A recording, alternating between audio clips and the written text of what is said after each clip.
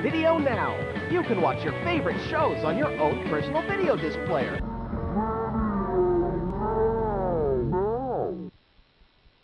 First, it was hit clips. Now how else were executives and salespeople going to capitalize on us stupid millennials? Oh, a portable video player. Well, yes, it had some positives. You needed to have a pair of binoculars just to see the fucking screen. And guess who made this? Yeah, that's right, Tiger Electronics. They seriously had a stranglehold on shitty things at the time. Now, portable DVD players were a lot more bulkier, and so were laptops. So what if you're some dumbass kid with dusty-ass Cheeto fingers? Then you get the Video Now that takes special discs that barely hold an episode, have extreme lag, but hey, actually has a decent sound. You see how that works? They make hit clips for music, and it sounds like shit. Then do Video Now, and the video is shit, but the sound is finally fixed. They also took a chapter from Game Boy. They took a few. A year later, they released the Video Now in color so you could watch your favorite shows pixelated to a bunch of colored bullshit. While also biting the style of Game Boy, they sold accessories, the Video Now Lite, a carrying case which carries a whole whopping 5 CDs, or PVDs as they were called. Wow! A camera to take shitty pictures, and a media wizard, which actually was a good idea because it allowed you to make your own custom CDs or PVDs, which is like an editing software, which was pretty new at the time for something like that, so I can't really knock it. That's actually a cool idea. And I mean, they had a whole shitload of these. You have the original, the Color, the Junior, the XP, the Color FX, a fucking Kool-Aid one, oh yeah, and a SpongeBob one. I mean, what the fuck were they thinking? This is all released within a span of like 4 years. That's fucking insane. Just like with hit clips, it was overly promoted, overly saturated, overly produced. Check this out. Video Now wasn't just limited to your favorite TV shows, or parts of a movie, or parts of a TV show rather. It also had music videos. Isn't that fun? Speaking of music videos, there are some familiar faces sprinkled throughout the promotion of it. Oh, I'm sure you know who. To catch behind-the-scenes celebrity footage that's only available on Video Now. Video Now is your backstage pass. So, what was the highest frames per second on a Video Now? A whopping 15 frames per second. Oh boy. Along with the pixelated image, it's like, imagine if you were playing the NES, the original Nintendo system. Say you were playing Super Mario Brothers, and then I bursted into the room and I started shaking your TV. And on top of that, you're going to need a pair of glasses from all that squinting you're going to have to do just to see it.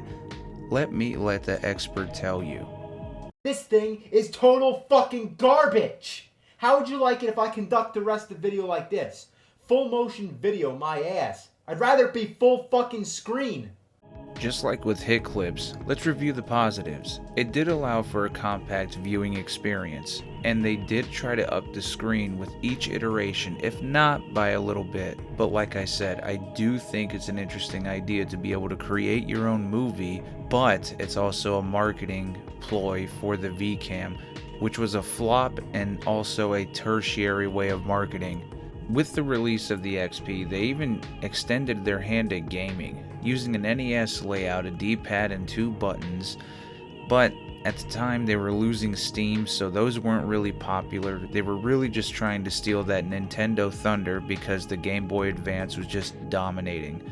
As time went on and the money stopped coming in, the Color FX was basically just a rehash, the Video Now Color edition with translucent plastic. Just like what the Game Boy Color did. I mean, are you seeing a pattern here? Are you seeing what's going on? Once again, it was Nickelodeon and Disney having the chokehold and jumping on this wagon, but here to join the fight was Cartoon Network and even 4Kids.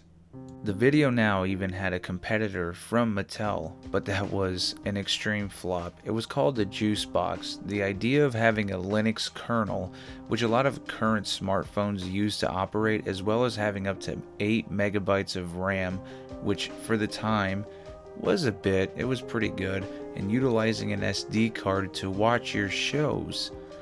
But it had massive pitfalls, like its poor design and operating on a max 10 frames per second. Even with the lower price, it couldn't compete while having some ideas just poorly executed and somehow worse than Video Now.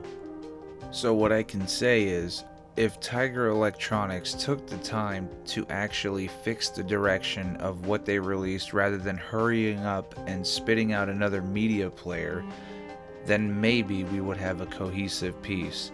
The bad part about the whole thing is the Game Boy Advance Video, yes, that's a thing, beat out the Video Now, which that's all Video Now was doing, was just being a video player, and it still got beat by the Game Boy Advance, with it, meaning the Game Boy Advance, holding more episodes per cartridge and being able to handle a whopping 59.73 Hz, which gave it almost 5 times the frame rate. The Game Boy Advance, and the Game Boy in general, was just untouchable at the time.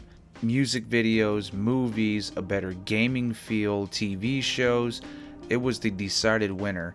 And on top of that, I mean, you were playing games anyway, so with it being all compacted into one thing, playing your favorite games and then watching your favorite shows, it was the decided winner. Even with the upgrades in the Video Now, it ended up needing more batteries with each upgrade, while the Game Boy Advance eventually went to a charging cable with the iteration of the SP. But honestly, Video Now did some things too that were ahead of its time, like making the culmination of the internet and media by creating and editing your own personal video disc, which is still a neat idea. I still think that's pretty cool for what it was at the time. And, you know, look at it now. Some random douchebag is making a video all these years later about the Video Now and what it had and didn't have. So I think that's a good spot to veer off and say, thank you all for watching.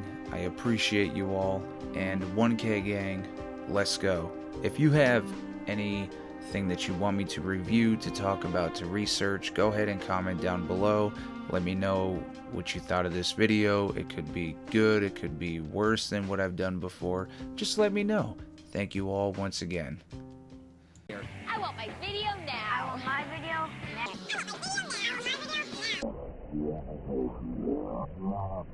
now.